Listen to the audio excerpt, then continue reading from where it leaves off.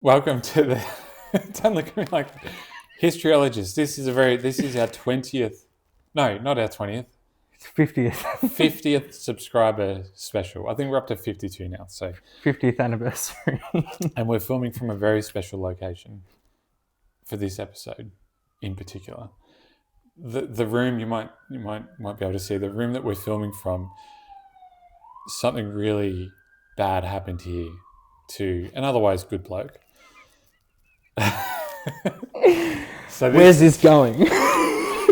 This is a very special location. This is the theatre in which Julius Caesar was assassinated in 44 BC. Happened right here, just behind our shoulder there. You can't see because there's a wall there. We put this up just so you can't see. Slightly out of off screen. So we are filming on location From today. Atlantis. Yeah. The theatre of Pompey. Yeah. Tyrants. But we did it. 50 subscribers. We did it. Yeah. It's Do you feel like we've been doing this for 50 years? Or sorry, 50 people watch us. I don't think. I think we've got 50 pity subscribers. So what's like, just they're going through their YouTube and it comes up and they're like, this is my charity for the week. Yeah. Yeah. It's like a way of giving to the poor, us, without reaching into your wallet. Yeah. It's something funny that happened a couple of months ago. And then it's been a while since we've sort of had a chance to do this and shipping times and stuff. But my uncle, who is a fan of the podcast, I was having a chat with him, and one day he said, my mate with the regular clothes, and it took me a hot minute to sort of, and I realised it's because of the red coat, and obviously you are mate with regular clothes. Yeah, regular-ish. But that led me to go on the internet and look up traditional Dutch military garb. Sure. Because why wouldn't you? You're a Dutchman. And it has no bearing on any historical accuracy. But now you've got one too.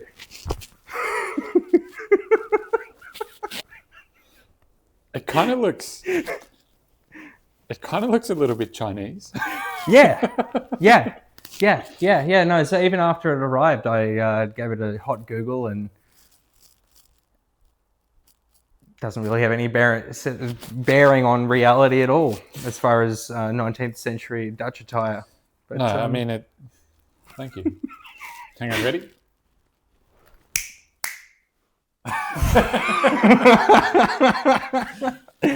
Well, thank you. It's great. I was so pleased with the joke, and then as more time passed, and it took a month to arrive, and then there's been a month between we recorded things, and it's just sort of every time I've looked at it hanging on the wall, I've been like, yep, that's just as funny as when I impulsively bought it. I don't think I've ever seen any Dutchman wearing anything like this.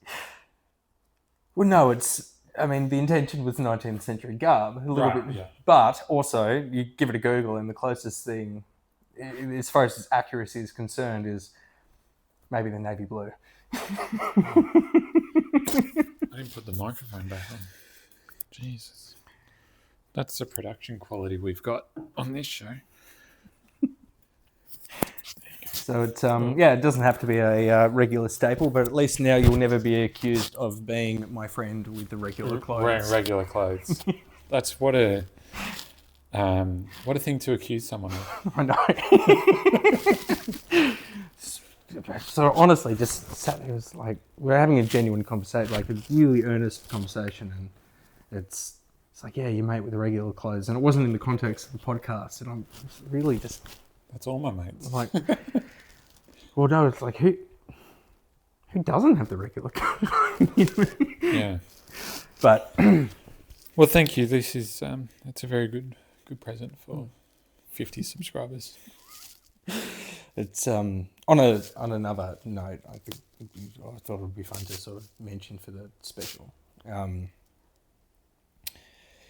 As you'd remember, on quite a few occasions, and I've had to, typically just agree with the absolute of the statement, but you've made the accusation a few times that I'm an undisputed Englishman. I've disputed that. Well, it turns out, as my auntie, she's gone through Ancestry and stuff, and she gave me the login for it.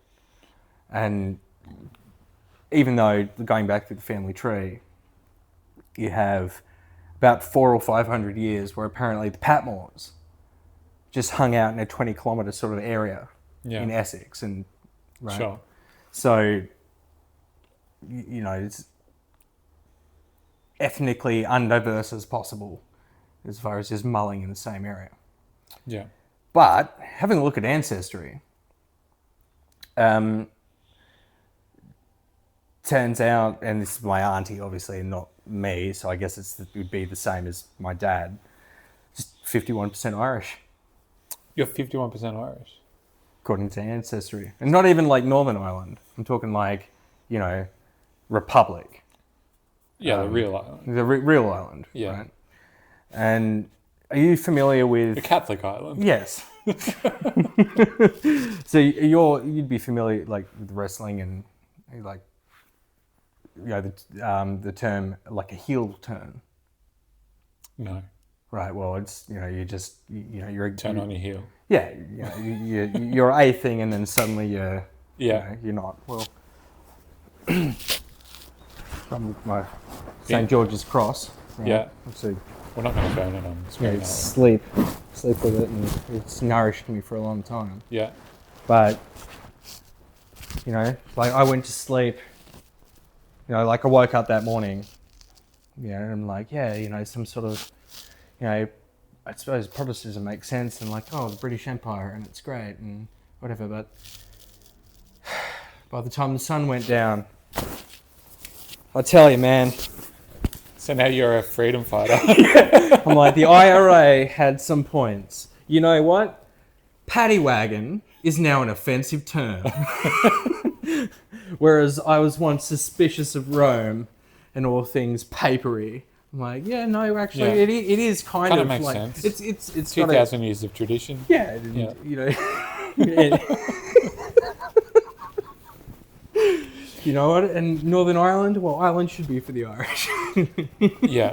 Well, I'm glad to see that your convictions are, will withstand any pressure. Well, you know what? In St. Paddy, he did drive the snakes out. Do you know, now we've got something in common, because when I went to Catholic primary school, we had to, part of you had to do like a confirmation or something where you confirmed your Catholic faith. Yeah.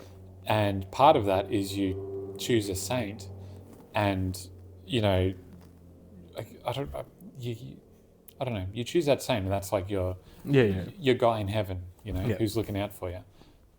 He didn't choose me, I chose him. Yeah. I chose St. Patrick. So there you go. Yeah. And I just thought it was a cool story that he showed up with a flute or something and drove all the snakes out of Ireland. Yeah. Well, maybe I misremembered that, but and there's another twist to this, right? So I don't know if I can take it. It's too many twists. Too many twists. So, I've been trying to reconcile how can you have 500 years of uninterrupted sort of like ancestry in the eastern part of England, but also be 51% Irish, right? And my auntie, she's like, I've been, when you were telling me about you being an Englishman, and stuff. You know, I just didn't have the heart to tell you about the ancestry. You know, but then you found it on your own, and that's fun. And so anyway, so I found the ancestry and I read it. I've been chewing on this for the last month and a half. Obviously, I've got my Republic colours and stuff, and I was having a chat with her yesterday, and she just casually dropped the bomb on me. She's like, "Yeah, that's the ancestry.com. It's in my name, but it's actually your uncle's DNA test. It's not mine, and he's not of blood relation, so it's all bullshit." It's all of it's nonsense. I've already, wandered into the lounge room like a month and a half ago and been like, "Hey, Dad, you know how you thought X?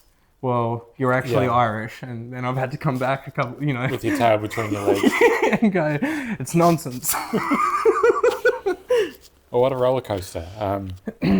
So for everyone that has subscribed, and maybe looking to get more people to subscribe, this is the type of roller coaster of complete misinformation that you can expect.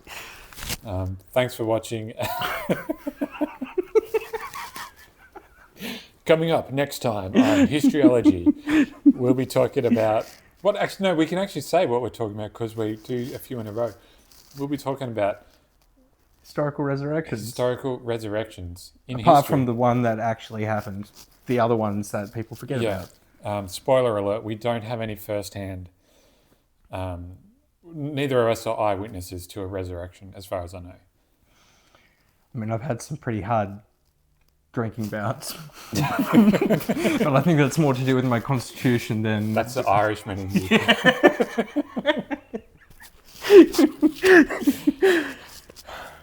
Freeze frame.